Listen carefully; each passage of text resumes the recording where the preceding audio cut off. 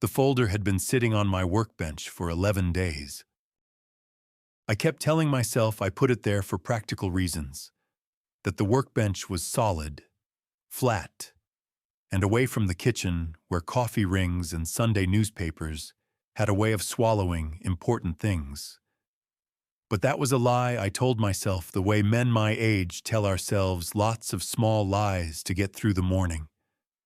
The truth was simpler and harder at the same time. I put it there because the workbench was the one place in my house where I still felt like myself. I picked it up with both hands. Navy blue. The kind of folder you buy at an office supply store. Nothing special to look at. About a 1/4 inch thick. Maybe a little more. 2 years of work pressed flat between those covers. 2 years of late nights, of phone calls with Patricia, of certified mail and return receipts and document scans and affidavits from men I had not spoken to in 15 years, who remembered exactly what I had built and exactly when I had built it. 2 years of being careful, which is the hardest kind of work there is for a man who wants nothing more than to stop being careful. I set it back down on the bench and looked at it for a moment. Outside, somebody down the street was already setting off early firecrackers. The 4th of July was 3 days away, and in the kind of Columbus neighborhood where I had rented my house for the past 6 years, people started celebrating the moment they got off work in late June. I could hear a lawnmower somewhere to the east, and the high, bright voices of kids cutting through the summer air the way only kids in July can. It was the kind of morning that should have made a man feel good about being alive. I grabbed my truck keys off the hook by the side door and picked up the folder again. This time I did not put it back down. I slid it carefully into the canvas shopping bag I had set by the door the night before, right on top of my grocery list. And I felt the small, solid weight of it settle against my hip when I lifted the bag. That weight had been abstract for a long time. A number on a legal document. A theory about justice. That morning, it felt like something real. Like a tool I had spent 2 years sharpening and was finally about to use. My truck was a 2009 Ford F-150 with 142,000 miles on it, and a long crack in the passenger side mirror that I had been meaning to fix since March. I backed it out of the driveway slowly. The neighborhood looked exactly the way a neighborhood is supposed to look on a Tuesday morning in early July. Somebody had already strung small American flags along their porch railing. A woman 2 houses down was loading her minivan with folding chairs and what looked like a cooler big enough to hold a small man. A dog was barking somewhere behind a wooden fence, the kind of bark that is more hello than warning. I pulled onto the main road and let the air conditioning work on the heat that had already settled into the cab. The radio came on automatically, a classic rock station out of Columbus that I had listened to so long I could name the DJ by the way he breathed between songs. I turned it down, but did not turn it off. Some mornings you need a little noise just to keep your own thoughts from getting too loud. I had been in that Home Depot dozens of times.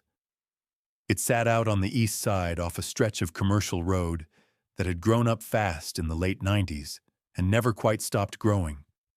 One big box store after another, with a Waffle House and a nail salon and a mattress outlet filling the gaps between them.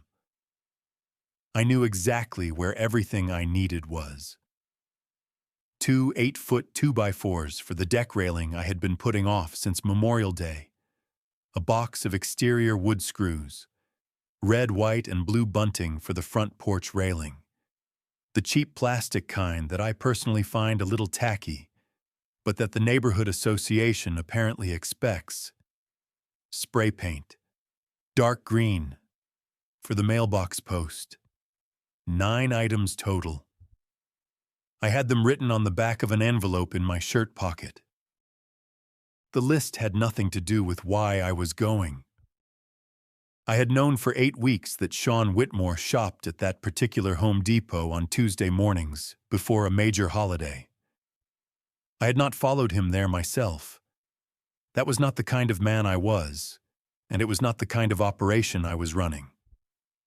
What I knew came from a simple, verifiable pattern that Patricia's investigator had established over the course of 4 months. Sean liked routines the way certain successful men do, as a way of reminding themselves that the world organizes itself around their schedule. The Tuesday before the 4th of July fell inside a window that Patricia had flagged 6 months ago in a calendar note she had emailed me with the subject line simply reading, "Consider this date." I had considered it every day since. I checked the canvas bag on the passenger seat one more time before I turned into the lot. The folder was right where I left it. Of course it was. It had not moved in 11 days. It was not going to move now. I found a parking spot near the garden center entrance, cut the engine, and sat for a moment with my hands on the wheel. The lot was already filling up. Americans getting ready to celebrate their independence, buying lumber and light bulbs and sparklers and all the ordinary things that make an ordinary holiday feel like something worth having. I got out of the truck and reached back for the bag. It was time. The drive out to the east side took about 20 minutes on a good day. Maybe 25 with the summer construction that had been crawling along the main corridor since April. I did not mind. I had learned a long time ago that there are certain stretches of road that belong to the past more than the present. And the route from my house out toward the commercial strip had a way of pulling memories up through the asphalt, the way heat pulls moisture out of old wood. I grew up in Youngstown. If you know anything about Youngstown, Ohio, you know that it is a city that understands loss the way some people understand their native language, fluently and without thinking about it. The steel mills started closing when I was in grade school, and by the time I was in high school, the skyline that my father had worked under his whole adult life was coming down piece by piece. Smokestacks toppled, and furnaces cold, and whole neighborhoods going quiet, in the way that only happens when the work leaves and does not come back. My father worked at a rolling mill on the south side for 31 years. He was not a man who talked much about what he felt. But I remember the way he sat at the kitchen table the night he got his layoff notice. He did not cry. He did not yell. He just sat there with both hands flat on the table and looked at them for a long time, like he was trying to remember what they were for. I was 16 years old, and I understood something that night without being able to name it. That a man's hands are connected to something deeper than his paycheck. That taking away a man's work is not just an economic transaction. It is an amputation. My father found other work eventually. Maintenance at a school district, then part-time at a hardware store, then odd jobs until his back gave out, and there were no more odd jobs to be had. He died at 68, which sounds like a reasonable age until you look at the photographs of him at 50 and see how much older he looks than 68 should look. Work wore him down, and then the absence of work wore him down the rest of the way. I carried that with me out of Youngstown when I left at 22 with a mechanical engineering degree from Youngstown State and a set of drafting tools my father had given me the Christmas before I graduated. Those drafting tools were in a wooden box in my closet right now. I had not used them in years, not since everything went digital, but I had never once thought about throwing them away. The engineering degree got me a job at a mid-size manufacturing firm outside of Cleveland, and I spent 8 years there learning everything I could about how machines were actually built as opposed to how they looked on paper. There is a significant difference, and most engineers who stay behind desks, their whole careers never fully learn it. I spent time on the floor. I spent time with the machinists.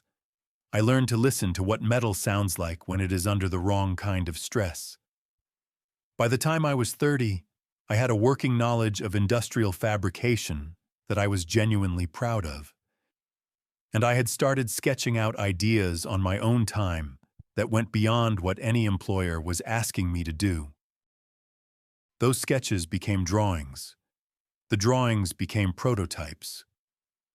By the mid-90s, I had developed 3 core mechanical designs for precision assembly equipment that solved specific problems in mid-volume manufacturing that nobody else had addressed cleanly. They were not flashy.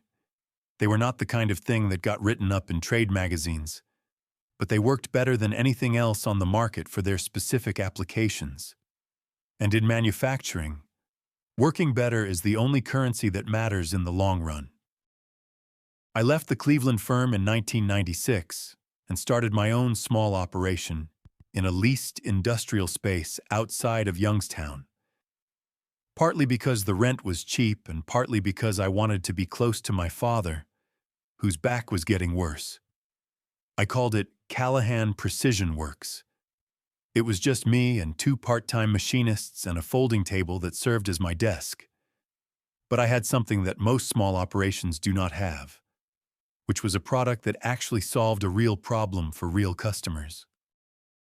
The first 2 years were brutal in the way that starting any small business is brutal, which is to say that the brutality is constant, but also strangely motivating. I was working 12-hour days and paying myself less than I had made at 25. But I was building something that was mine, and that felt like the most important thing in the world at the time. Then I met Sean Whitmore at a regional manufacturing trade show in Pittsburgh in the fall of 1998. He was charming. I want to be accurate about that because it matters. He was not the kind of obvious hustler that you can spot from across a room.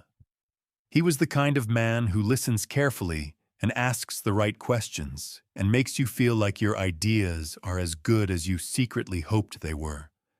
He had a background in sales and business development, he said, and he was looking for the right technical partner to build something serious. I was 34 years old and hungry, and I believed him. That was the first price I paid for pride. Sean and I worked together for about 4 years, and I want to be honest about those years, because the honest version is more complicated than the version I told myself for a long time afterward. The partnership started well. Sean brought in clients I could not have reached on my own, people with purchasing authority at mid-size manufacturers who would not have taken a meeting with a one-man operation out of Youngstown. He had the kind of easy confidence in a room that I had never possessed and never particularly wanted. But I recognized its practical value. Within 18 months of our handshake agreement, Callahan Precision Works had 3 steady contracts and was generating enough revenue that I could bring on a full-time machinist and stop paying myself a salary that made me wince every time I wrote the check. We formalized the partnership in 2000. Sean became a co-owner with a 40% stake in exchange for his continued business development work and a cash investment that helped us move into a larger facility. I retained 60% and, more importantly, I retained full ownership of the core intellectual property. That was the one condition I had insisted on from the beginning, and Sean had agreed without hesitation, which I took as a sign of good faith, and which I now understand was a sign of something else entirely. The designs were mine. Every drawing, every prototype, every refinement through 100 iterations of testing and adjustment. Sean knew how to sell them, but he did not know how they worked. Not really, not at the level where understanding lives. He knew the vocabulary of the product, the way a man can learn to talk about wine without ever really tasting it. But he was smart enough to know what he had, and he was patient enough to wait for the right moment. That moment came in the spring of 2003. My father died in February of that year, which hit me harder than I had prepared myself for. I had known it was coming. His health had been declining for 2 years, and the last 6 months had been the kind of slow, terrible process that strips a man down to the essential facts of who he is. I was driving to Youngstown every weekend, handling his affairs, sitting with him in the evenings while he slept more than he was awake. When he finally went, on a cold Tuesday morning while I was actually on the road to see him, I felt a grief that I did not know how to carry, and a guilt that I still have not fully put down. I came back to the business distracted and diminished in ways I could not have fully articulated. My marriage was already under strain, the kind of slow erosion that happens when two people are both working too hard and talking too little. My wife, Karen, was not a cruel woman, but she was practical in a way that did not leave much room for a husband who was grieving and scattered and spending long hours in the shop instead of being present at home. The fights we were having by that summer were the kind that do not really end. They just pause and wait for the next opportunity. Sean saw all of this. I know that now. I did not know it then. In October of 2003, Sean told me he had an opportunity to license our core designs to a larger manufacturer, a deal that could generate significant upfront capital if we moved quickly. He said the window was narrow and he needed access to the original engineering files to prepare the licensing package. I was tired and grieving and not thinking clearly, and I gave him the access he asked for without the legal protections I should have insisted on. By January of 2004, Sean had incorporated a new entity called Whitmore Industrial Solutions. By March, he had filed patent applications on modified versions of my 3 core designs, modifications so minor they barely qualified as changes. By June, he had dissolved our partnership, citing what his attorney described as irreconcilable differences in business direction, and walked away with every significant client relationship we had built together, all of them now tied to contracts that referenced Whitmore Industrial's newly registered intellectual property. I remember the afternoon I understood what had happened. I was sitting at my drafting table with a copy of his patent filings that I had pulled from the federal database, and I went through them page by page, and I felt a very specific kind of cold settle into my chest. Not the cold of shock, because somewhere underneath the surface I think I had sensed something was wrong for months. It was the cold of confirmation, the cold of realizing that the story you had been living was not the story you thought it was. My attorney at the time told me I had a case, but that it would be expensive, slow, and uncertain. I did not have the money for expensive, slow, and uncertain. Karen left that October, which was not a surprise but was still a wound. I had Danny, who was 8 years old and needed a father who was present and functional. And I made a choice that cost me something I am still calculating. I chose to keep going rather than fight. I told myself I would come back to it when I was stronger. It took me nearly 20 years to get strong enough. The Home Depot parking lot on a Tuesday morning 3 days before the 4th of July is a specific kind of American experience that I have always found both exhausting and oddly comforting. There is something honest about it. Nobody is pretending to be anywhere else or doing anything more important.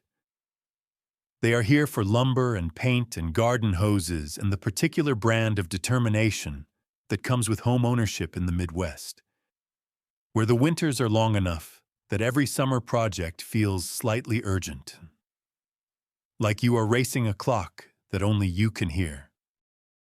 I pulled into a spot near the garden center entrance and sat for a moment with the engine off.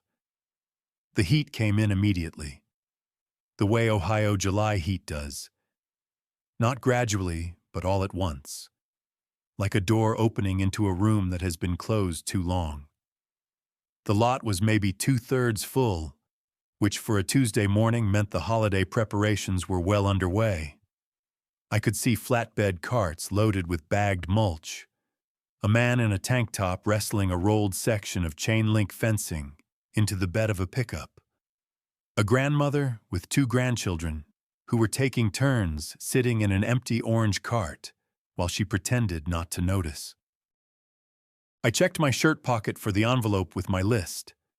9 items, 2 8-foot 2x4s, a box of exterior wood screws, 3-inch, coarse thread, red, white, and blue bunting, the plastic kind, 2 packs, dark green spray paint, 2 cans, a replacement outdoor light fixture for the back porch that had been flickering since May, a tube of exterior caulk, a set of medium grit sanding sheets, and a bag of grass seed for the bare patch along the south fence line that I had been ignoring since spring. 9 items, maybe 45 minutes if I moved efficiently. That was the plan on paper. I reached over and checked the canvas bag on the passenger seat one final time.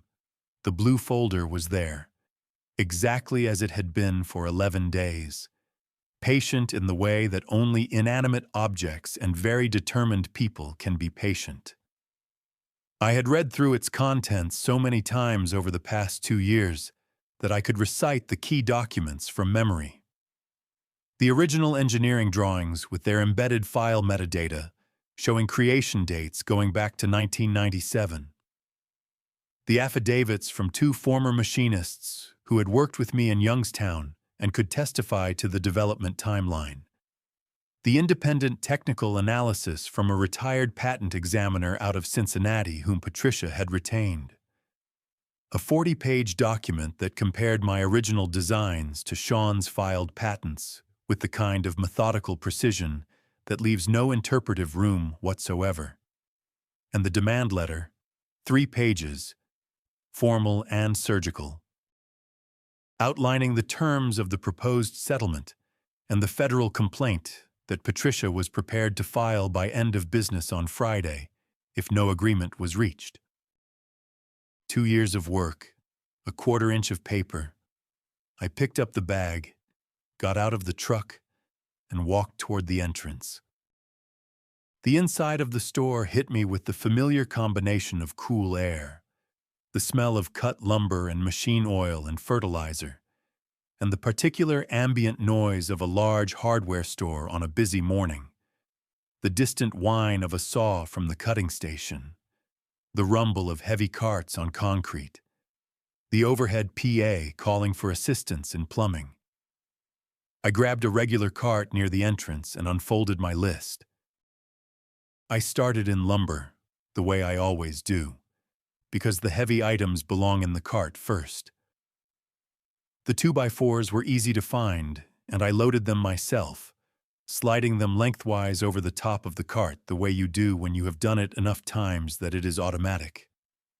A young man in an orange apron offered to help, and I thanked him and told him I had it, which I did.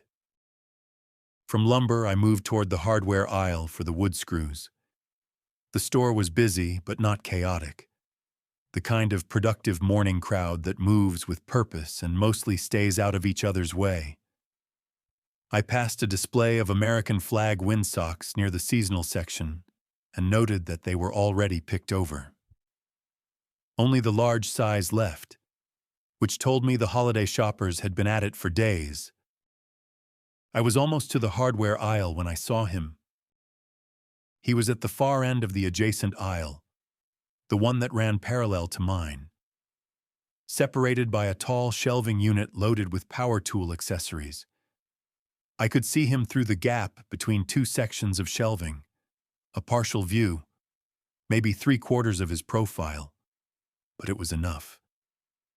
I had studied enough photographs of Sean Whitmore over the past 2 years that I would have recognized him in considerably worse conditions than good fluorescent lighting on a clear summer morning. He was wearing a light blue polo shirt and khaki shorts, and he was standing with his hand on a cart, looking at something on a shelf with the relaxed attention of a man who has nowhere particular to be and nothing particular on his mind. He had put on weight since the last photograph Patricia's investigator had sent me, and his hair had gone fully gray, but the posture was exactly the same. The particular way he held himself, shoulders slightly back, chin slightly elevated, the posture of a man accustomed to being the most important person in whatever room he happened to be standing in. My hands tightened on the cart handle. I took one slow breath, the way my father used to before he started any job that required his full attention, and I kept walking. I had imagined this moment more times than I could count. Not the way you imagine something you are looking forward to, with anticipation and a kind of pleasurable rehearsal. More the way you imagine something that has been living in the back of your mind for so long that it has worn grooves there. The way a river wears grooves in stone. I had imagined seeing Sean Whitmore again in a parking lot, in a restaurant, at a trade show, in the produce section of a grocery store. I had imagined what I would feel and what I would say, and how my body would respond to the simple fact of his physical presence after so many years. I had run those scenarios so many times that I thought I had prepared myself for all of them. I had not prepared myself for how ordinary he looked. That was the first thing that struck me, standing in that aisle with my hands on my cart and my heart doing something complicated inside my chest. He looked ordinary. He looked like a man who had eaten well and slept well and worried about nothing more serious than his golf handicap for the past 20 years. He had the easy, unhurried manner of someone for whom life had arranged itself conveniently and who had long since stopped questioning why. His cart already had several items in it: a bag of cedar mulch, what looked like a set of outdoor string lights still in the box, and a large American flag on a wooden pole. Getting ready for the holiday the way any respectable homeowner gets ready for the holiday. I watched him for about 45 seconds from my position near the end cap of the adjacent aisle. And in that 45 seconds I felt something I had not anticipated, which was a surge of pure, uncomplicated anger so clean and so cold that it almost felt like clarity. Not the hot anger of the immediate injury. That kind had burned itself out years ago, leaving behind something quieter and more durable. This was the anger of 20 years of consequence. 20 years of Danny not having the childhood he deserved. 20 years of me working jobs that used maybe a third of what I was capable of. 20 years of seeing my own ideas in other people's catalogs and trade publications under a name that was not mine. I let it rise and I let it settle, the way Patricia had told me to do in the months we had worked together. She had a phrase she used when we talked about this moment, about keeping the plan intact when the reality of it finally arrived. She said that anger was information, not instruction. I had written that down and taped it to the inside of my shop cabinet and read it every morning for 6 months until I did not need to read it anymore. I moved my cart slowly to the next aisle over, keeping the shelving unit between us, and I took stock of the situation the way an engineer assesses a job site before committing to a plan. Sean was about 30 feet away, moving slowly in the direction of the main cross aisle that ran through the center of the store. That main cross aisle was wide, well lit, and on a busy Tuesday morning like this one, it would have a steady flow of foot traffic in both directions. It was the natural convergence point for anyone moving between departments. It was also exactly the location I had mentally designated 2 months ago when I had walked through this store on a quiet Thursday afternoon, specifically to identify the right spot. I am aware of how that sounds. I am aware that a man who spends a Thursday afternoon walking the floor plan of a hardware store to identify the optimal position for a legal confrontation is a man who has been living with something for a very long time. I do not apologize for the preparation. The preparation was the whole point. The preparation was what separated what I was doing from what I had wanted to do for 20 years, which was considerably less measured and considerably less useful. Sean had not seen me yet. He was looking at a display of outdoor extension cords with the focused attention of a man who genuinely cannot decide between the 25-foot and the 50-foot option, which under any other circumstances might have been amusing. His wife was not with him in this part of the store. I had noticed her earlier near the seasonal display, a trim woman in a yellow sundress who had been examining wind chimes with the concentrated interest of someone who takes her porch decor seriously. His 2 adult children, if they were with him at all today, were not visible from where I stood. This was the configuration I needed. Sean, alone, in a public space, with enough people around to establish the social context that made what I was about to do appropriate and witnessed, but without his family immediately present for the opening moments. I reached into the canvas bag in my cart and felt the edge of the blue folder with my fingertips. Still there, still solid, still exactly what it had been for 11 days on my workbench and for 2 years before that in the making. I took one more breath. Then I pushed my cart toward the main cross aisle, timing my approach so that I would arrive at the intersection at exactly the same moment as Sean Whitmore. With his cart full of holiday decorations and his 20 years of unearned comfort and his complete and total confidence that this Tuesday morning was going to be exactly like every other Tuesday morning of his comfortable, stolen life. He was about to find out otherwise. I have noticed that the mind does strange things in the seconds before a significant event.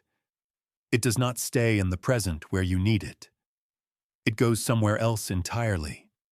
Somewhere it has unfinished business, and it makes you stand in 2 places at once whether you want to or not. Standing in that aisle with Sean Whitmore 30 feet away and the blue folder under my hand, my mind went to a kitchen table in Youngstown in the winter of 2004. The bankruptcy papers had arrived by certified mail on a Thursday morning in January. 6 weeks after Sean had formally dissolved our partnership, and his attorneys had finished the legal maneuvers that left me with nothing actionable and no money to pursue what little might have been actionable.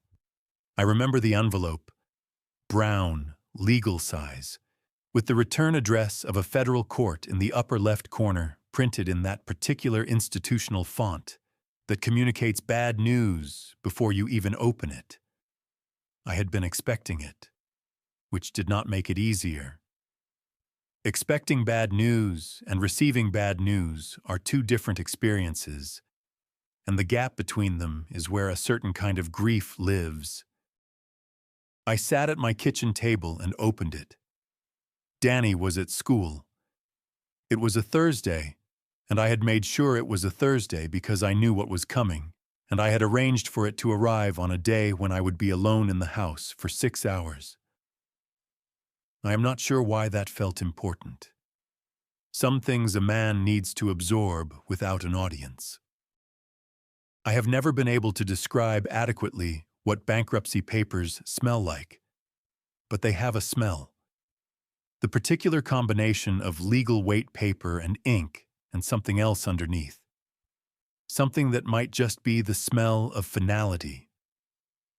I read through the documents carefully, the way I read everything. And when I was done, I sat there for a while with my hands flat on the table And I thought about my father sitting at his own kitchen table with his layoff notice in front of him, and his hands flat on the surface, and his eyes focused somewhere that was not the room he was in. I understood him better in that moment than I had at 16. I understood that the flatness of the hands was not defeat. It was a man taking inventory, figuring out what he still had and what he was going to do with it. What I still had was Danny, who was 8 years old and had my mother's eyes and a laugh that could make a bad day feel survivable. What I still had was my knowledge, which nobody had filed a patent on and nobody could take away.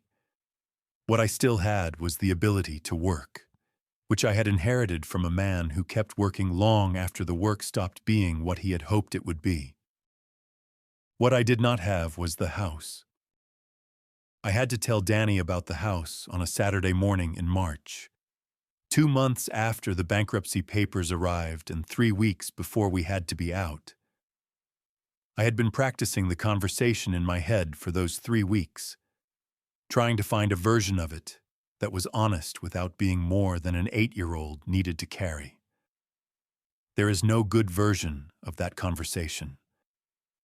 I sat across from him at the same kitchen table, and I told him we were going to move to a smaller place, that some business problems had made it necessary, and that everything was going to be fine because we still had each other, and I was going to make sure of that. He looked at me for a moment with those eyes of his, and then he asked me one question. He asked if it was because of the man who had been Dad's partner. I do not know how children know the things they know. I had not discussed any of it with Danny in terms he should have been able to understand. But he knew. He had heard enough, absorbed enough from the atmosphere of the house over those months, to have assembled a picture that was essentially accurate. Kids do that. They are better observers than we give them credit for, and they are worse at forgetting than we hope they are. I told him yes. I told him it was partly because of that. And I told him that sometimes people do things that are wrong, and they do not get held accountable right away. But that doing the right thing yourself, conducting yourself with honesty and with your head up, was the only response worth making. I believed that when I said it. I also knew, sitting across from my 8-year-old son in a house we were about to lose, that I was going to spend a significant portion of the rest of my life finding a way to make it more than just words. I did not tell Danny what I was planning. Not 2 years ago when I started working with Patricia. Not 6 months ago when the plan solidified. Not the night before when I had laid out my shopping list and set the blue folder by the door. He knew I had consulted a lawyer about the old intellectual property matter. He did not know we were this close, or that this particular Tuesday morning was the Tuesday morning I had been building toward for 2 decades. There were things a father carried alone so that his son would not have to. This was one of them.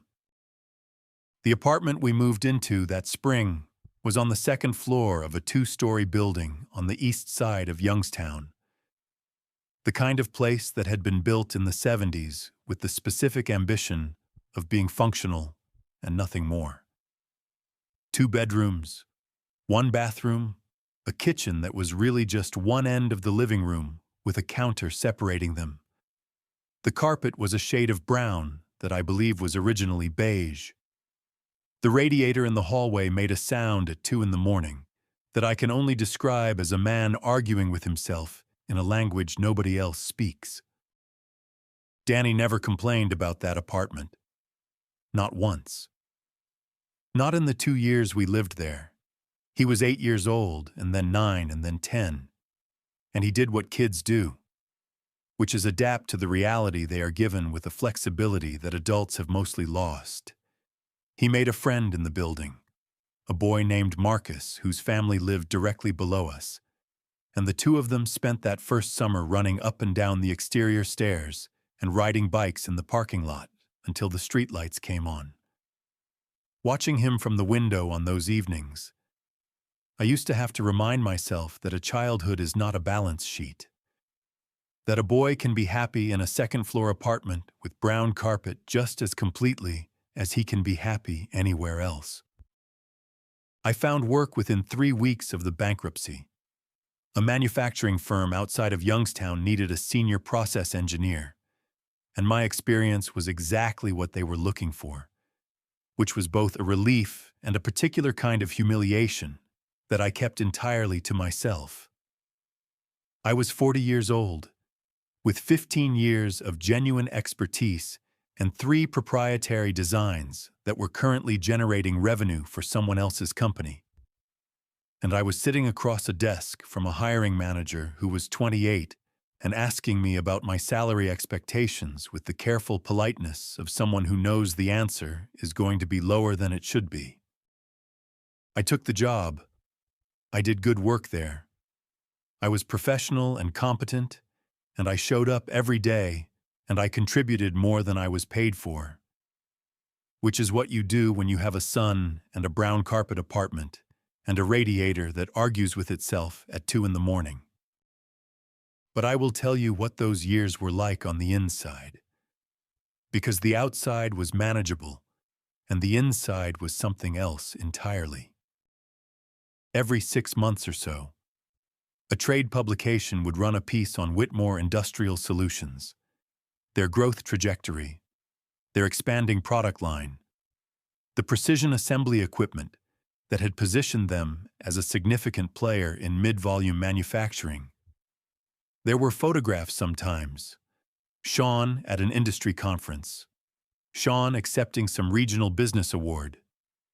Sean standing in front of a production facility that was running machinery built from designs that I had developed in a leased space in Youngstown with 2 part-time machinists and a folding table for a desk.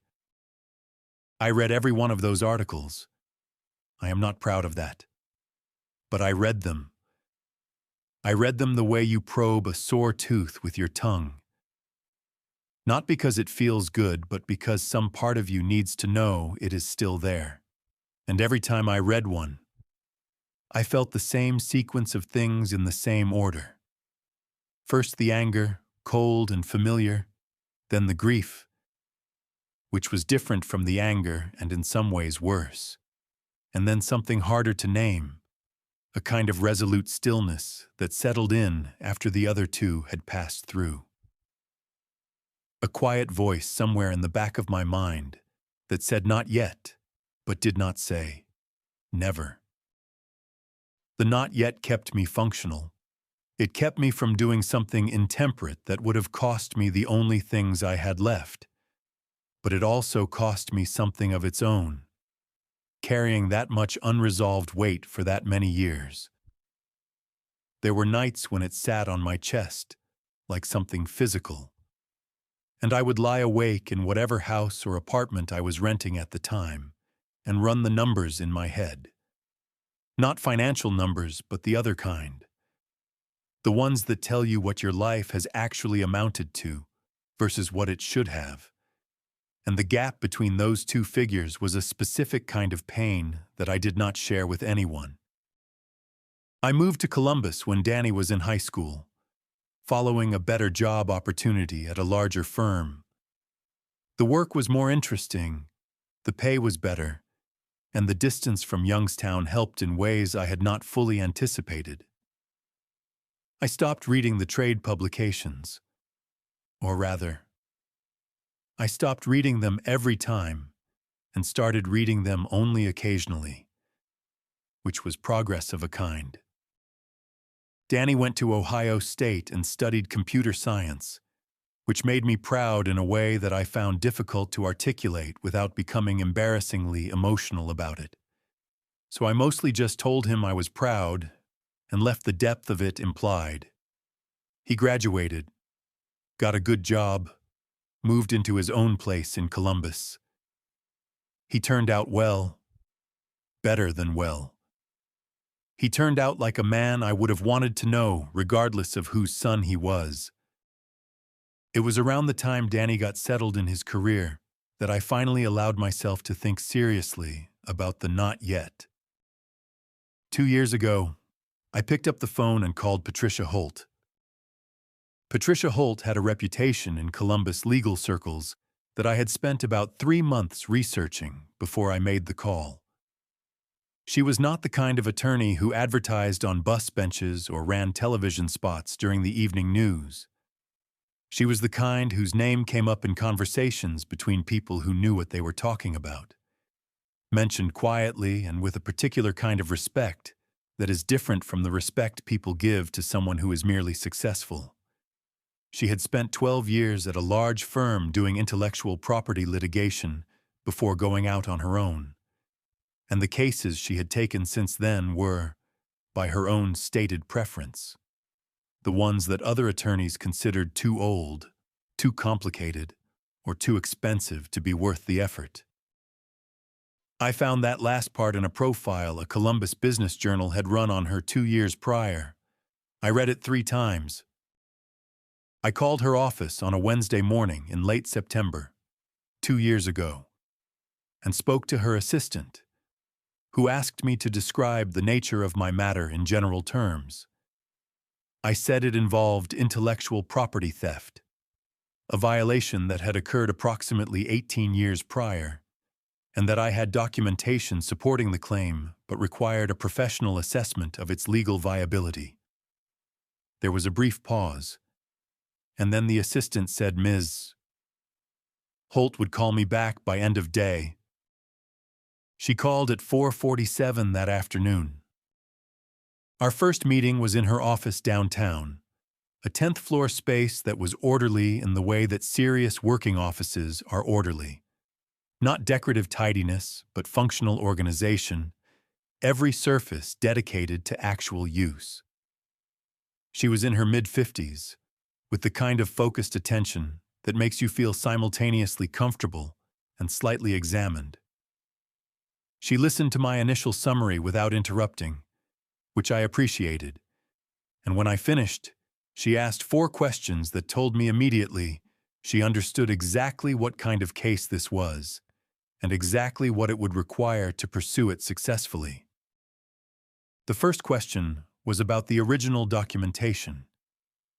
Did I still have the engineering drawings, and could the creation dates be independently verified through file metadata or other technical means? I told her I had the original digital files on a hard drive I had never reformatted, the same external drive I had used in the late 90s and early 2000s, and that I had never deleted the source files even when I had stopped actively working on them. She wrote something down and nodded in a way that suggested this was better than she had expected.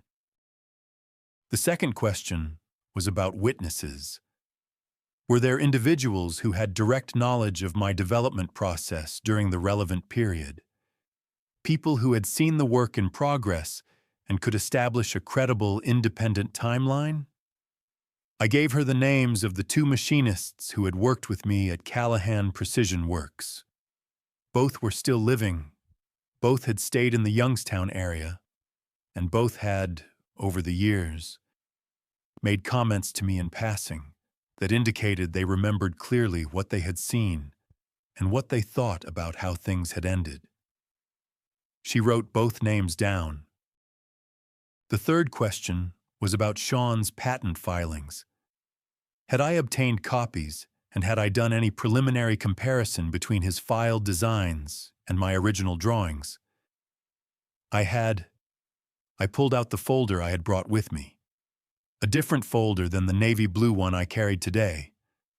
A preliminary working folder from the early stages, and I laid out my own side-by-side comparison on her conference table. She studied it for several minutes without speaking. When she looked up, she said that what she was looking at was not subtle. The fourth question was the one that mattered most. She asked me what outcome I was seeking, not what I was angry about, not what I felt I deserved in an abstract sense, but specifically and practically what a successful resolution looked like to me. I had thought about this question for a long time before that meeting, and I gave her an answer that I had worked out carefully over many months of honest self-examination. I was not looking for a public spectacle. I was not looking to destroy Sean Whitmore's company or his family. I was looking for a legally enforceable financial settlement that reflected the actual value of what had been taken from me. And I was looking for it to happen in a way that left no ambiguity about the nature of what he had done. She looked at me for a moment, and then she said that was a workable objective. We spent the next 22 months building the case. The technical analysis from the retired patent examiner took 4 months and cost more than I had budgeted. But when it came back, it was, as Patricia described it, essentially airtight.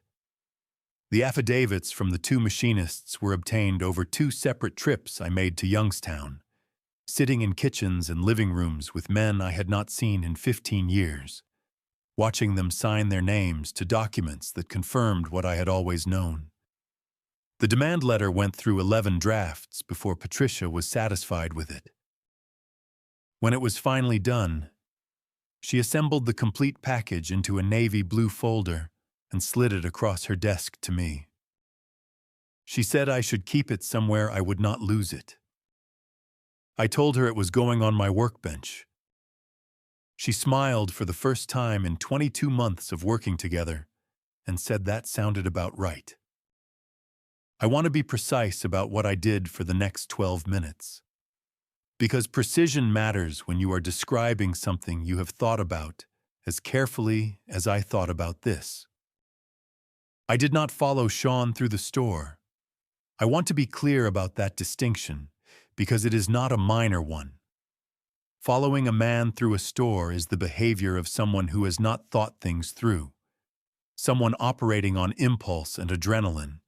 And impulse and adrenaline were exactly the 2 things I had spent 2 years training myself not to operate on. What I did instead was continue shopping. I moved through my list methodically: hardware aisle for the wood screws, seasonal section for the bunting, paint department for the spray cans, and I kept a general awareness of where Sean was in the store, the way you keep a general awareness of the weather when you are planning to be outside later. Not fixated, just informed. He moved slowly. That was consistent with what the investigator's pattern analysis had suggested. Sean Whitmore did not shop the way working people shop, with a list and a sequence and an eye on the clock. He browsed. He picked things up and put them back. He stood in front of displays with the unhurried consideration of a man for whom time is an amenity rather than a constraint. I watched him spend 4 minutes in front of a wall of outdoor lighting fixtures, which was 4 minutes longer than any reasonable person needed to spend looking at outdoor lighting fixtures. He settled on a set of solar-powered pathway lights and placed them in his cart with the satisfied expression of a man who has made a good decision. I was in aisle 7, the fasteners and hardware aisle. When I had the clearest view of him I had gotten all morning. He was 2 aisles over at a diagonal, visible through the gap at the end of the shelving run, and for about 30 seconds he was standing still, reading the back of a product package, and I could see him in profile with reasonable clarity. He looked, in that moment, exactly like what he was: a prosperous 59-year-old man getting ready to celebrate the 4th of July in whatever comfortable house he lived in whatever comfortable suburb had agreed to receive him, surrounded by the accumulated material evidence of a successful life built on my work. I stood there in aisle 7 with a box of 3-inch exterior wood screws in my hand, and I let myself feel that fully for exactly the amount of time I had decided in advance to allow for it, which was about 10 seconds. I had actually decided this in advance. I had talked it through with Patricia in one of our later meetings, when the legal work was essentially complete, and we had moved into what she called the operational planning phase. She had said, with the matter-of-fact directness that I had come to rely on, that there would be a moment in the store when everything I had been carrying would want to surface all at once, and that I needed to have a plan for that moment, rather than discovering my response to it in real time. So I had given myself 10 seconds. 10 seconds to feel the full weight of what had been taken from me.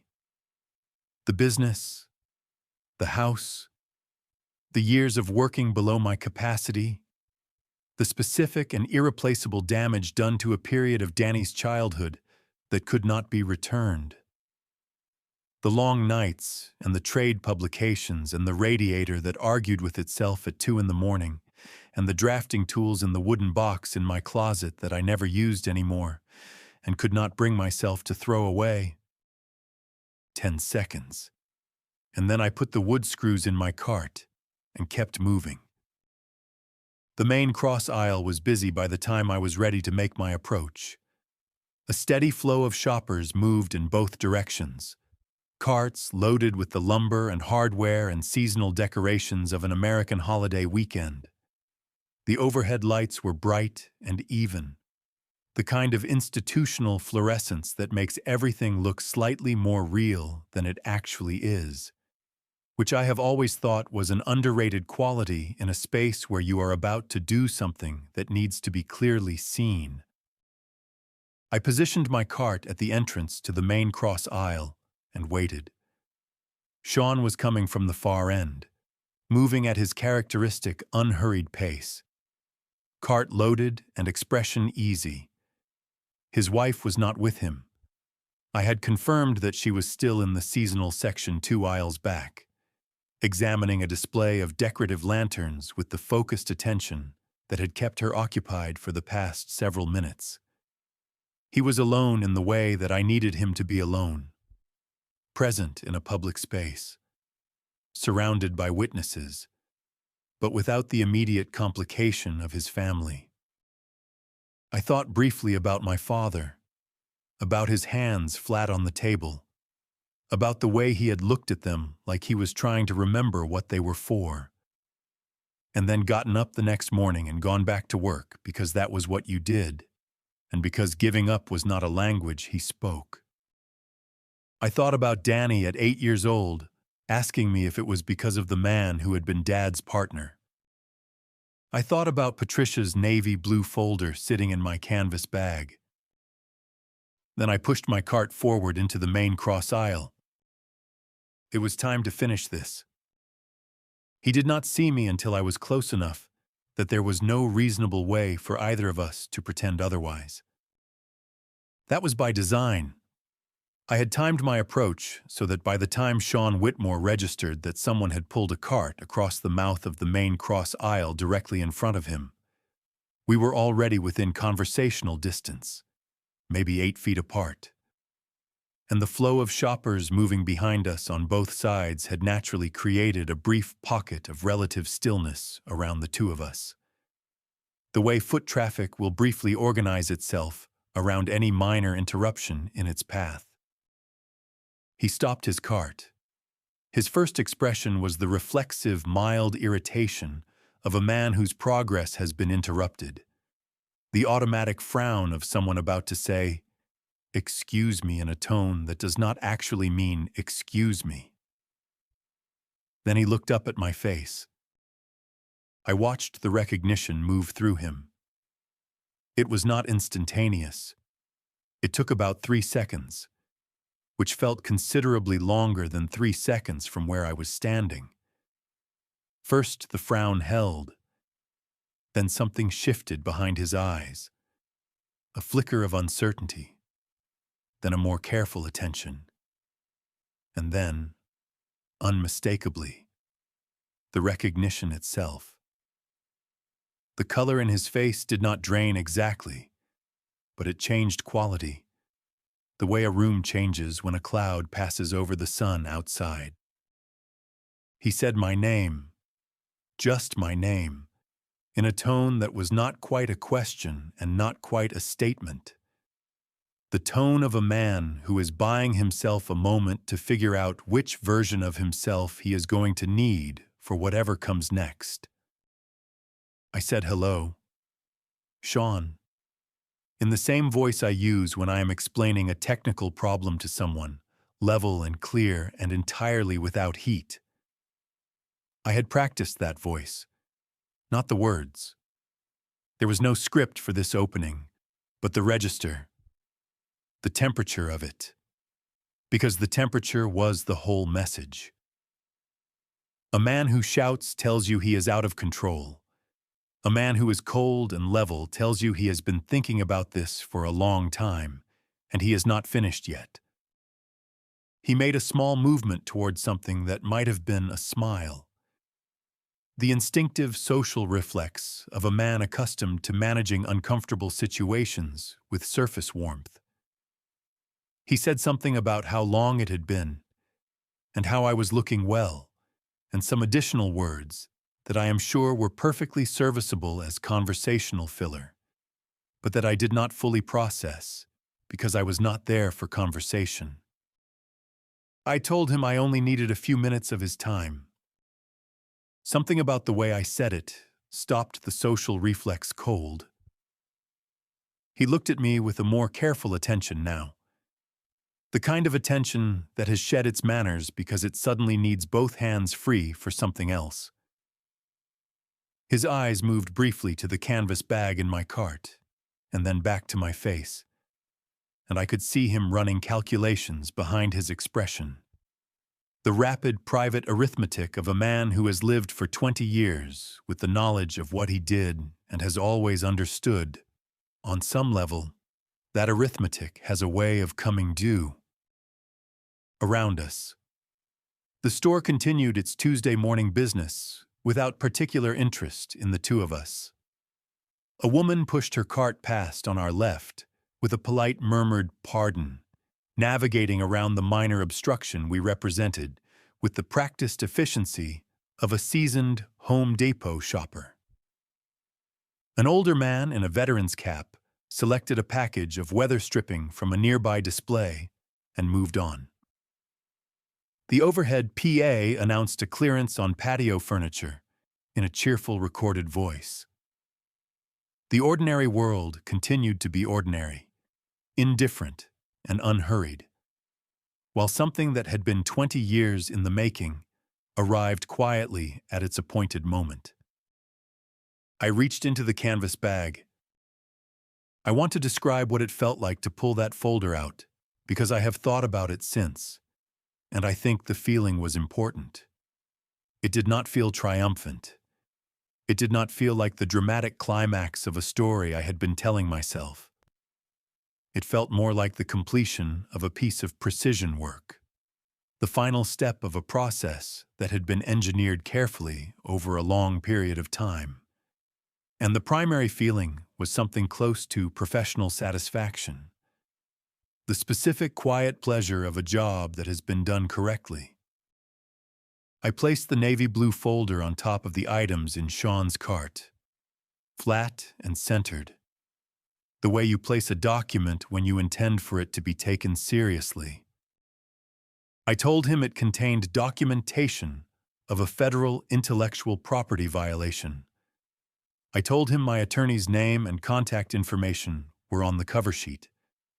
I told him that he should take a moment to look at what was inside before I explained his options, because the contents were going to be relevant to a decision he needed to make in the next few minutes.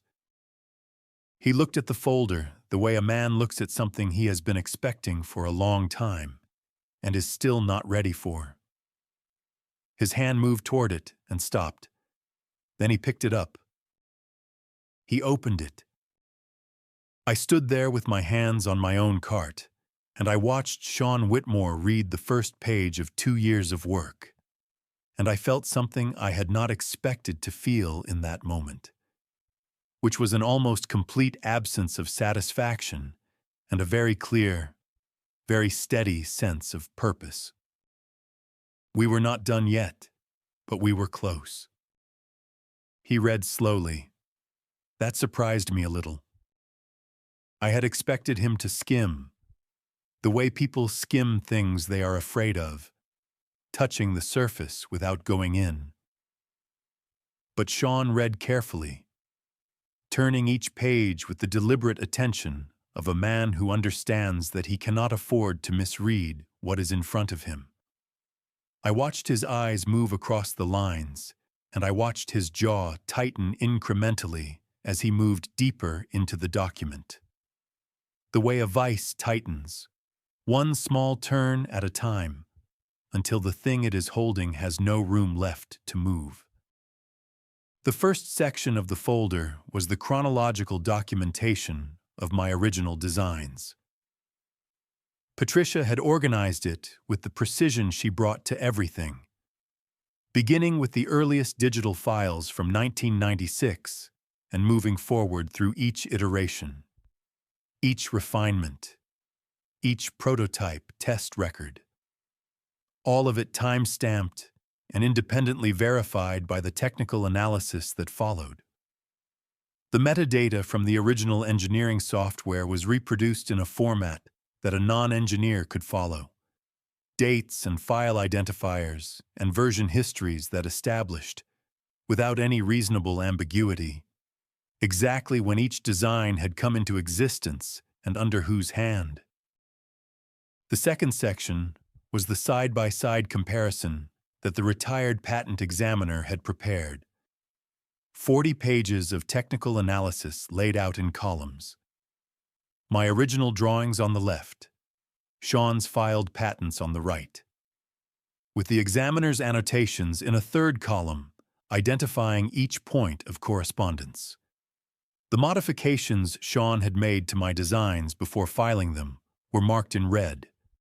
There were not many red marks. The examiner had noted in his summary that the degree of modification was, in his professional assessment, insufficient to constitute independent creative development under any reasonable application of the relevant federal standards. The third section was the affidavits, two men whose names Sean would have recognized immediately, men who had stood in my shop in Youngstown and watched those designs take shape over years of iterative work, and who had now set their signatures to sworn statements describing exactly what they had seen and when they had seen it. The fourth section was the demand letter. I knew when he reached the demand letter because his reading slowed further and his grip on the pages changed. He had been holding the folder with a kind of controlled steadiness up to that point, the grip of a man maintaining composure through an act of will. When he reached the demand letter, that grip shifted slightly. A barely perceptible tightening of the fingers that told me the number on page 2 of the letter had landed the way Patricia and I had intended it to land. The number was not punitive in the legal sense. Patricia had been careful about that, because a demand that appears designed purely to punish can complicate a settlement negotiation and give the opposing side a legitimate grievance to argue around. The number was compensatory, calculated on the basis of the documented revenue Whitmore Industrial Solutions had generated over 20 years from the product lines built directly on my 3 core designs. Adjusted for a reasonable licensing rate that an independent licensing expert had determined was standard for proprietary industrial equipment of this type. It was. Patricia had told me when we finalized it, the kind of number that a federal court would find entirely defensible, which was the point. It was also the kind of number that, when a man reads it on a Tuesday morning in a hardware store 3 days before a major holiday, tends to produce a very specific physiological response. Sean lowered the folder slowly. He did not look at me immediately. He looked at a fixed point somewhere in the middle distance, the practiced focusing technique of a man who is buying himself time to organize his response. When he finally looked at me, his expression had settled into something careful and controlled. But underneath the control, there was something else. something I recognized because I had felt it myself once. At a kitchen table in Youngstown, with bankruptcy papers in front of me and my hands flat on the surface. It was the feeling of a floor that you thought was solid turning out not to be. He asked me what I wanted. I told him he had already read what I wanted. It was on page 2 of the demand letter, clearly stated, with the supporting calculation methodology in the attached exhibit. He said the number was not realistic. I told him that the retired patent examiner whose name and credentials were on page 1 of the technical analysis section had testified as an expert witness in federal intellectual property cases on 14 separate occasions, and had never had his methodology successfully challenged in court. I told him that Patricia Holt had chosen that particular examiner specifically because of that record, and that if he wanted to discuss the technical interpretation of the documentation, he was welcome to have his attorney call Patricia before end of business Thursday, which would give them 1 business day before the Friday deadline to make any argument they wished to make.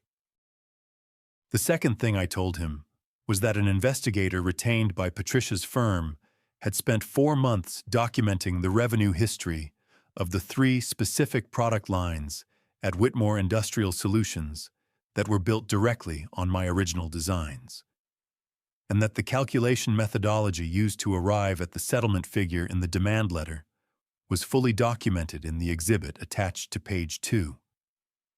I told him that federal judges in intellectual property cases of this type tended to look favorably on plaintiffs who arrived with that level of financial documentation, and less favorably on defendants who had been generating revenue from stolen designs for 20 years.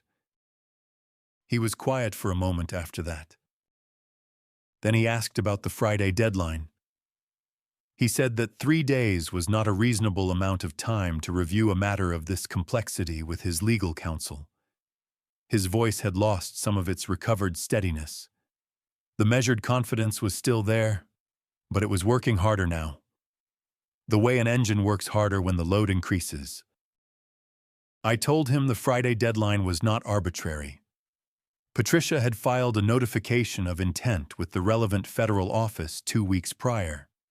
If no settlement agreement was received by end of business Friday, the formal complaint would be filed automatically.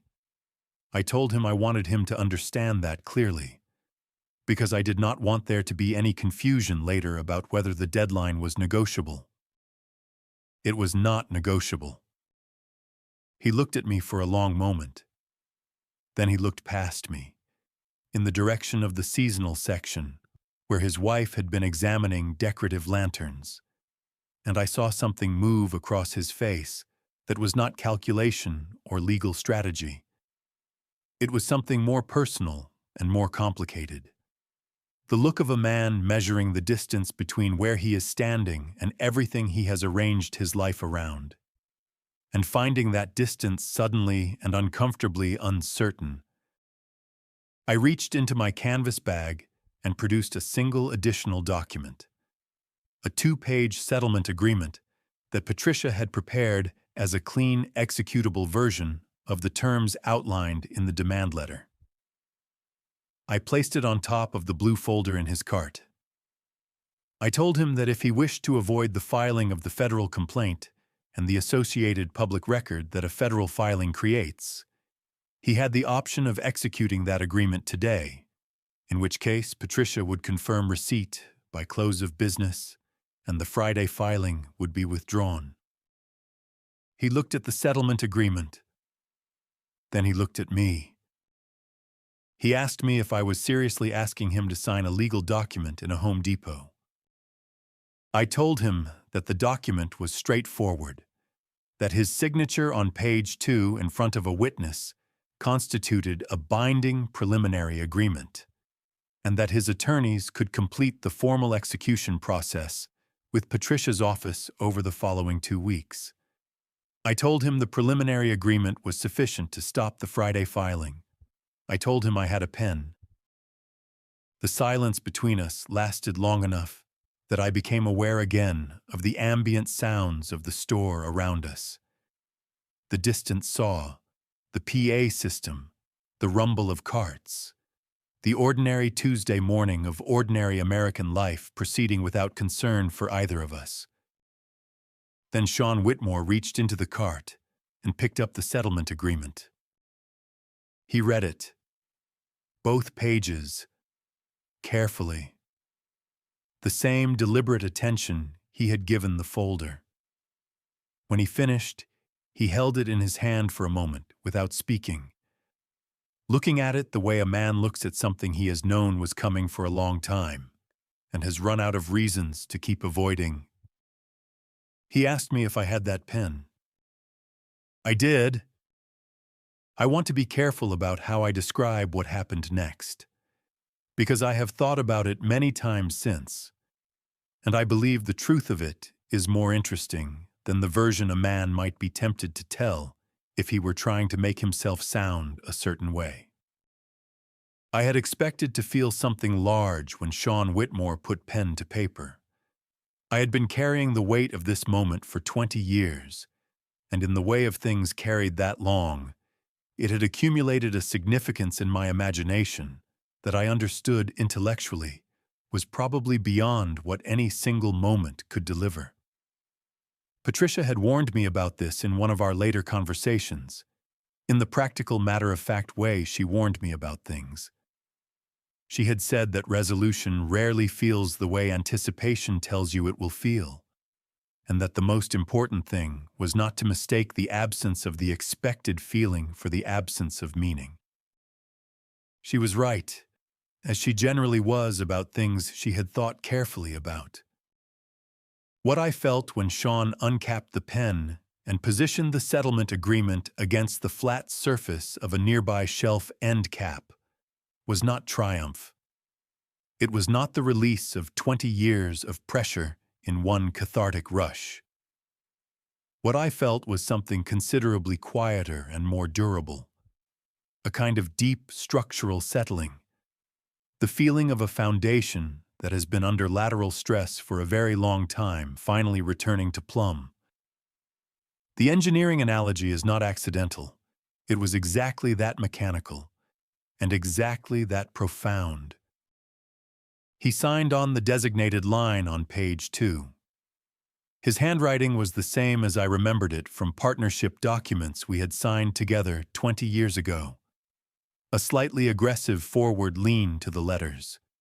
The signature of a man accustomed to signing things with authority. Watching him write it now, on this document, in this context. I noticed that the aggression in the lean was still there, but something else had gone out of it. It was the same handwriting, but a different hand. I signed as the receiving party on the line below his. My own handwriting is small and precise. The handwriting of a man who has spent his life working with measurements where a fraction of an inch matters. I signed without ceremony and without particular feeling, the way I sign any document that represents the completion of work done correctly. I took back my pen, and I took the signed copy, folding it carefully and placing it in the canvas bag beside the now emptied blue folder. I kept my movements unhurried and my expression level. Around us, 2 shoppers had slowed briefly near the end of the aisle. The natural curiosity of people who sense something slightly unusual in their peripheral vision without being able to identify exactly what it is. They moved on after a moment, satisfied or uninterested, and the store returned to its ordinary self. I took out my phone and called Patricia. She answered on the second ring, which told me she had been expecting the call. I told her the preliminary agreement had been executed and that I would bring the signed copy to her office this afternoon. She said she would have the confirmation notice ready to send to the Friday filing office within the hour.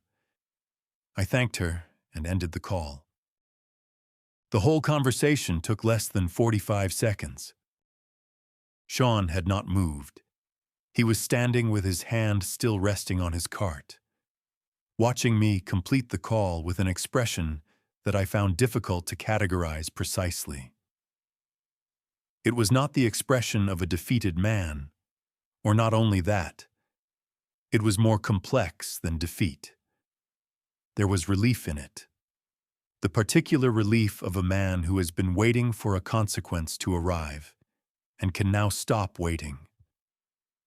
There was something that might have been shame, though with Sean I was never entirely certain how much genuine shame was available to him and how much was simply the performance of it. And there was something else underneath both of those things. Something I recognized because I had felt it myself at a kitchen table in Youngstown, which was the sensation of a story ending. Not the way you wanted it to end, but ending nonetheless, which is its own kind of release. I looked at him for a moment. I want to be honest about what I felt in that moment too, because honesty has been the standard I have tried to hold myself to in the telling of this. What I felt was not contempt.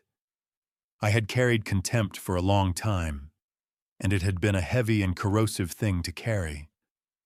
And somewhere in the 2 years of working with Patricia, of building the case with precision and patience, of converting the raw material of injury into the structured form of legitimate remedy, the contempt had been replaced by something cooler and less personal.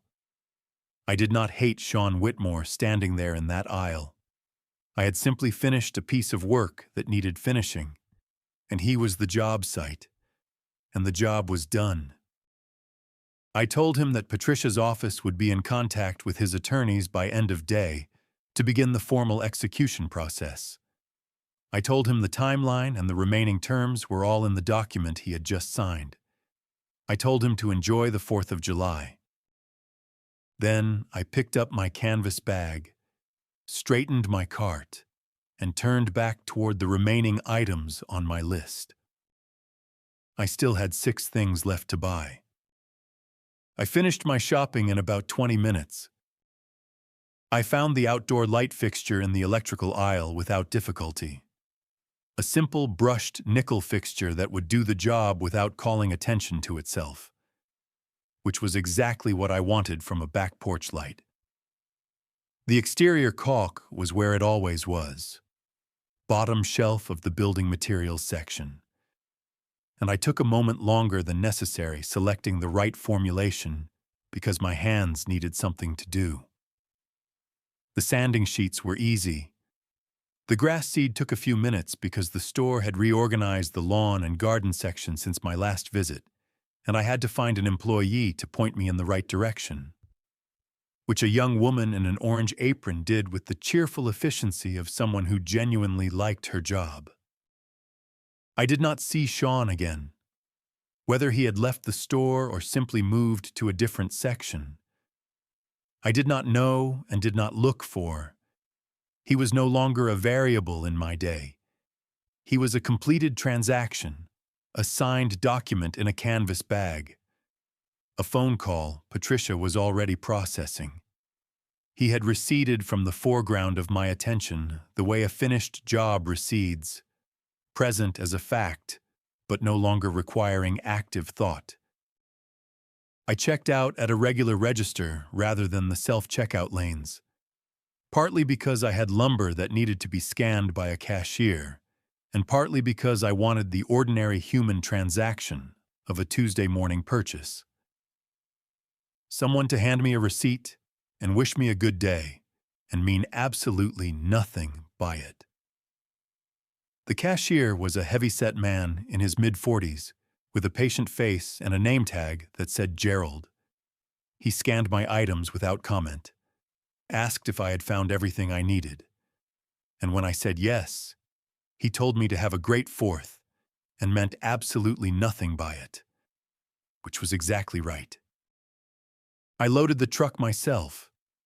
The 2x4s went in the bed, everything else in the cab. I closed the tailgate and stood there for a moment in the parking lot with my hand resting on the warm metal, looking out at the lot without focusing on anything in particular. The heat was fully established now, the deep, settled heat of an Ohio July morning that has decided it is not going anywhere, and the air smelled of hot asphalt and someone's car exhaust, and somewhere underneath both of those things, very faintly, cut grass from the garden center. I got in the truck and sat there with the engine off for a moment before I turned the key. I had anticipated this part too, the immediate aftermath, the first moments alone after it was done, and I had anticipated it incorrectly in the same way I had anticipated the signing itself incorrectly. I had expected some version of elation, or at minimum a significant emotional release. The feeling of a weight physically lifted. The kind of moment that gets described in certain terms that I have always found slightly suspicious, precisely because they sound too complete. Real feelings are rarely that complete. What I actually felt, sitting in my truck in that parking lot, was tired. Not the bad kind of tired. Not the exhausted, defeated tired of the years after the bankruptcy. The tired that lived in the bones and did not leave after sleep. This was a different kind, cleaner and more final. The tired that comes at the end of a long job that has been done right, when the tools are put away and the site is clean and there is nothing left to check or verify or prepare. The tired of a man who has been carrying something heavy for a very long time and has just set it down in the right place. I sat with that for a few minutes. I did not try to feel anything more than what I felt, or anything different from what I felt. I had spent enough years trying to manage my own emotional responses to the situation that I had developed a reasonable facility for simply letting them be what they were, and what this one was tired and quiet, and something that was not quite peace but was in the same neighborhood. I thought about calling Danny right then, sitting in the parking lot. I decided to wait until I was on the road, when the forward motion of driving would give the conversation a natural rhythm. I thought about Patricia and made a mental note to bring the signed document to her office by 2 o'clock, which gave me enough time to stop at home, unload the lumber, and change my shirt, which was damp from the heat in a way that I found disagreeable. I thought briefly about Sean, standing in that aisle with the settlement agreement in his hand, and I allowed myself one moment of something that was as close to satisfaction as I was going to get that morning, which was the recognition that the thing I had built, my case, my documentation, my 2 years of careful preparation, had performed exactly as engineered. It had done precisely what it was designed to do, no more and no less, with the kind of clean, reliable function that good engineering produces when the underlying work has been done with sufficient care and intelligence. I had built something worth building. I started the truck and backed out of the spot. The radio came on with a song I recognized from the late 80s, the kind of song that arrives uninvited and takes you somewhere specific without asking permission. I turned it up a little and pulled out of the lot onto the main road, heading home. I called him about 10 minutes into the drive home, when I had cleared the commercial strip and was on the quieter residential road that cuts through the older neighborhoods on the way to my side of Columbus. The trees along that road are mature enough that they arch over the pavement in places, and driving under them in summer feels like driving through something deliberate, like someone planned for there to be shade here exactly when you needed it. Danny picked up on the third ring, which was normal for him on a weekday morning. He was working from home that week. He had mentioned something about a software deployment that required him to be available but not necessarily in the office. I could hear the particular quality of silence in the background that meant he was at his desk. the faint hum of computer equipment, and the absence of other voices. He said, "Hey, Dad," the way he always does, with the comfortable ease of a man who has long since stopped performing for his father and simply speaks to him, which is one of the things about Danny at 28 that I find most satisfying to observe. There was a time when I worried about what the years of difficulty had done to him. Whether the apartment with the brown carpet and the school changes and the general instability of his early adolescence had left marks that would not fully heal. Men carry their father's failures in specific ways, and I had spent considerable time over the years cataloging the ways Danny might be carrying mine. What I had found, as he grew into himself, was that he had carried them the way good timber carries a load, by becoming stronger along the stress lines rather than weaker. He was not unmarked. Nobody is unmarked. But the marks had become part of his structure rather than damage to it.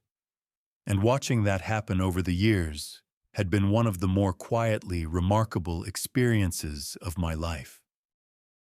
I told him I had something to tell him, and that it was good news. Or at least news that I thought was good. And that he should let me finish before he asked questions. He said okay with a note of careful attention in his voice that told me he understood this was not a casual call. I told him about the settlement. Not the full 2-year history. He already knew the broad outlines of what I had been working on with Patricia, but the specifics of the morning, the Home Depot, the blue folder, the 15 minutes in the main cross aisle, the signed preliminary agreement currently sitting in my canvas bag on the passenger seat. I told it the way I would tell any story that needed to be told accurately, without dramatizing and without minimizing, just the facts in their correct sequence with enough context to make them comprehensible. He was quiet for a moment when I finished. Not the silence of someone who does not know what to say, but the silence of someone who is letting something settle before they respond to it. Which was a quality he had developed somewhere in his 20s that I recognized as his own version of something I had tried to model for him without knowing whether it was taking hold. Then he said, "So it's done." I told him it was done, or close enough to done that the remaining steps were procedural rather than uncertain. He was quiet again for a shorter moment, and then he said something that I was not prepared for. Not because it was dramatic or unexpected in its content, but because of the specific way he said it. He said he was glad it was over. Not glad you won? Not that's great news. Dad, not any of the responses that would have been perfectly appropriate and that I would have received gratefully. He said he was glad it was over, and the emphasis was on over, on the completion of something, on the ending of a period rather than the winning of a contest. And in that emphasis, I heard a level of understanding that told me he had been carrying more awareness of this thing than I had realized. More weight than I had intended to give him when I had tried to carry most of it alone. I told him I was glad it was over too. There was a brief pause, and then he laughed. A short, genuine laugh that carried no particular humor, but a great deal of relief. And I felt something open up in my chest that I could not have named precisely, but that had something to do with the specific release that comes when you discover that a burden you thought you were carrying alone was being shared, has been shared all along, by someone you love enough to have tried to protect from it. We talked for a few more minutes about ordinary things, his software deployment, whether I was coming to his place for the 4th, what I was planning to grill. The transition from the significant to the ordinary felt natural rather than avoidant, the way it does when the significant thing has been adequately acknowledged, and the ordinary things are genuinely welcome rather than being used as an escape from something unresolved. Before we hung up, he asked me one more thing. He asked if I felt okay. I thought about it for a moment, looking at the road ahead and the arching trees and the ordinary Tuesday morning proceeding in its ordinary way on either side of me. I told him I felt better than okay. I told him I felt like myself. I dropped the signed document at Patricia's office at 1:30. She was with another client when I arrived, so I left it with her assistant, along with a note confirming the details of our phone call from the parking lot. Her assistant, a composed young man named Theo who had been the calm organizational backbone of every interaction I had ever had with that office, told me Patricia would call me by end of day to confirm the filing withdrawal and outline the next steps in the formal execution process. I thanked him and left.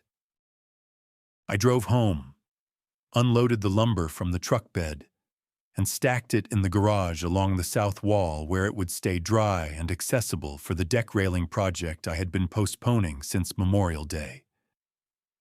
The physical work of unloading felt good in the specific way that physical work always feels good after a period of sustained mental and emotional effort. The body reasserting its own simple competence after the mind has been doing the complicated things. I took my time with it. Not because it required time, but because I wanted the time. Wanted the feeling of boards in my hands and the smell of the garage and the ordinary satisfying weight of actual material things. When the truck was empty, I went inside, changed my shirt, made a sandwich, and sat at the kitchen table with the copy of the signed preliminary agreement in front of me. I had read it many times before, in its draft versions, in its final version, in Patricia's office when we had gone through it line by line in the last of our preparatory meetings. But I read it again now, in the quiet of my own kitchen, with the particular attention of a man reading something for the last time, rather than one of the preparatory times. There is a difference in how a document reads when the event it describes has already occurred. The language becomes factual rather than conditional. The numbers become real rather than proposed. The settlement amount was on page 2, in a section titled Financial Remedy, laid out in clear, plain language the way Patricia wrote everything. It was a significant number, not a number that would make me wealthy in any dramatic sense. I was 57 years old and had no particular interest in drama of that kind, but a number that represented a genuine and substantial acknowledgement of what had been taken and what it had been worth. And that was what I had asked for and what I had received. On page 3, in a section titled Additional Terms and Conditions, was the clause that I had not discussed with anyone. Not with Danny. Not with Patricia's assistant. Not in any of the conversations I had conducted about this matter over the past 2 years. Patricia knew about it, of course. She had drafted it at my specific instruction, and she had asked me once, in the careful way she asked about things she found professionally interesting, whether I wanted to discuss the reasoning behind it. I had told her the reasoning was personal and that I was confident in the decision.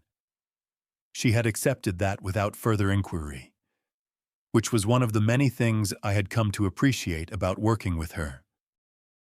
The clause established a restricted fund, separate from the primary settlement amount, to be administered by an independent trustee and used exclusively for the purpose of providing annual merit scholarships to students enrolled in mechanical engineering or precision manufacturing programs at Youngstown State University. The fund was to be named the Harold Callahan Technical Excellence Scholarship, after my father. I had arrived at this decision gradually, over the course of the 2 years of building the case. And I want to try to explain it accurately because it was not a simple or sentimental decision. Or not only those things. It was a decision rooted in a specific understanding of what the injury had actually been and what genuine repair would actually look like. What Sean had taken from me was not only money, though the money was real and the financial harm was real, and I was entirely justified in seeking its recovery. What he had taken, at a deeper level, was the work itself, the meaning of the work, the connection between what my hands and my mind could produce and the world that production was meant to benefit. My father had understood work that way, as something more than a transaction, as a form of participation in something larger than yourself. And I had understood it that way too, and Sean had stolen that understanding along with the designs and the revenue and the years. The scholarship was a way of putting something back, not for my benefit, not even primarily as a memorial to my father, though it was that too, and I made no apologies for it. It was a way of taking the material proceeds of a 20-year theft and converting them into something that would send other young men and women from places like Youngstown into careers built on their own genuine work. It was a way of saying that the thing Sean had stolen had not been destroyed by the theft.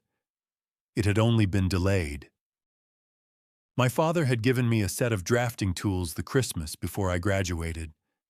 He had saved for them for months. They were in a wooden box in my closet, and I had never once thought about throwing them away. The scholarship would be his tools, given forward. I folded the agreement carefully and placed it back in the canvas bag. Outside, someone down the street was setting off early firecrackers again. 3 days had become 2. The 4th of July came in the way Ohio summers always deliver their best days, without apology and without restraint. By late afternoon, the neighborhood had reached that particular pitch of collective celebration that I have always found both slightly overwhelming and genuinely moving. The grills going on every third porch, the smell of charcoal and lighter fluid drifting through the heavy air, children running through sprinklers in front yards, while their parents set up lawn chairs and argued pleasantly about whether it was too early to start on the potato salad. Somebody 2 houses down had a speaker system pointed at their backyard that was playing a classic rock station at a volume that suggested they had made their peace with the neighborhood association a long time ago. I grilled chicken thighs and corn on the cob. The same thing I grilled every 4th of July because I had long since identified it as the optimal combination of effort and outcome for a man cooking alone. And I ate at the picnic table in my backyard with a cold beer and the particular quiet satisfaction of a man who has nothing urgent left to do. Danny had come by in the afternoon, stayed for a couple of hours, helped me finish putting up the deck railing with the 2x4s from the Home Depot run, and left before dark to meet friends for a fireworks viewing party somewhere on the north side. Before he left, he hugged me in the way he had started hugging me sometime in his mid-20s, with both arms and without the slight self-consciousness that had characterized his teenage embraces. And I held on to that for a moment longer than strictly necessary, and did not feel the least bit embarrassed about it. After he left, I cleaned up the grill, washed the dishes, and carried a fresh beer out to the front porch. I sat in the old wooden chair that had been on that porch since the first summer I rented the house. A chair that had achieved the particular state of comfortable disrepair that makes a piece of outdoor furniture feel irreplaceable. The street was busy with families moving toward the park, 2 blocks over where the neighborhood association staged its annual fireworks display. Kids on bikes and parents with folding chairs and grandparents moving at a more considered pace with the particular dignity of people who have seen enough 4th of Julys to know there is no need to hurry toward this one. I watched them pass, and I thought about my father. I thought about him the way I had been thinking about him with increasing frequency over the past few days. Not with the grief that used to accompany thoughts of him, but with something quieter and more companionable. The way you think about someone you carry with you rather than someone you have lost. I thought about the rolling mill and the kitchen table and the layoff notice and his hands flat on the surface and the drafting tools in the wooden box. I thought about the way he had gotten up the next morning and gone to work, and the morning after that, and every morning after that for the rest of his working life. Not because the work was what he had hoped it would be, but because that was what a man did, and because the alternative was not a language he spoke. I thought about what it meant to name a scholarship after a man like that. Not a man who had been famous or powerful or widely recognized. A man who had worked with his hands and kept his word and raised his son to understand that the value of a thing is not determined by what someone else is willing to pay for it, but by what it actually is. A man who had given his son a set of drafting tools because he understood that the most important thing he could pass on was not money but capability. Not security, but the means to create security. Not the fish, but the understanding of what fishing actually requires. The Harold Callahan Technical Excellence Scholarship. I had said the full name out loud once, alone in my kitchen the evening after the Home Depot, just to hear how it sounded. It sounded right. It sounded like something that would last, which was all I had ever really wanted to build. The fireworks started at 9:15. The first one going up with the particular concussive thump that you feel in your chest before you hear it properly. And then the sky over the park, 2 blocks away, began its annual conversation of light and sound and color. I sat in my wooden chair with my beer, and I watched the reflections of the bursts moving across the fronts of the houses across the street. Red and white and blue washing over aluminum siding and brick faces and the ordinary, unremarkable facades of the kind of neighborhood where ordinary, unremarkable American life gets lived. Which is to say, the only kind of life most of us ever actually have, and the only kind worth honoring on a night like this one. I thought about pride, the real kind and the false kind, and the price each one eventually demands. The false kind I had seen in Sean Whitmore's posture in that store aisle, the chin slightly elevated, the shoulders set in permanent performance for an audience that existed mainly in his own estimation of himself. That kind of pride is a wall you build to keep the truth of yourself from getting in. And it costs you the truth of yourself, which is everything. The real kind is quieter. It does not perform. It does not require an audience. It lives in the wooden box in the closet with the drafting tools, in the hands flat on the table that are taking inventory rather than admitting defeat. In the boy who grows up in an apartment with brown carpet and turns into a man you would have wanted to know regardless of whose son he was. It lives in the work. It always lives in the work. The fireworks kept going, bright and temporary and beautiful against the dark Ohio sky. And I sat there in my old wooden chair and let them be exactly what they were, which was enough, more than enough.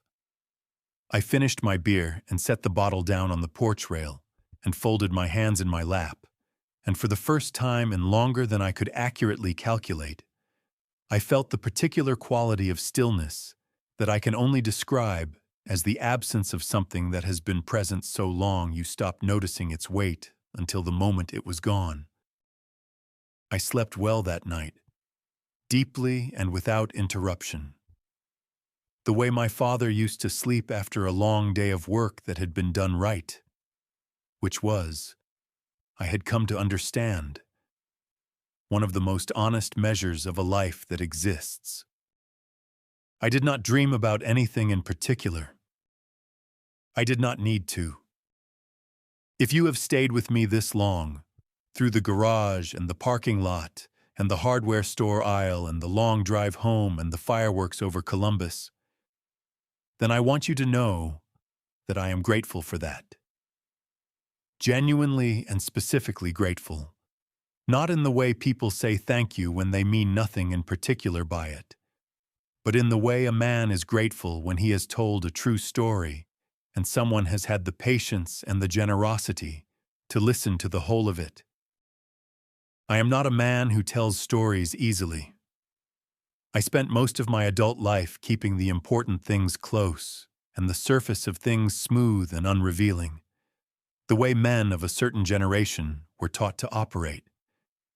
And there is a cost to that over time that I would encourage any man listening to consider carefully before he decides it is the only option available to him.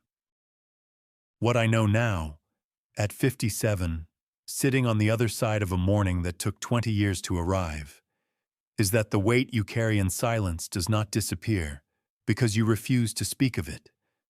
It simply finds other places to live in you, and the rent it charges is paid in the currency of the years you might have spent lighter. The pride that costs you everything is the kind that refuses to ask for help, refuses to be patient, refuses to do the slow, careful work of genuine repair. The pride worth keeping is the kind my father had, the kind that lives in honest work and kept promises and the willingness to get up the next morning regardless of what the morning before looked like.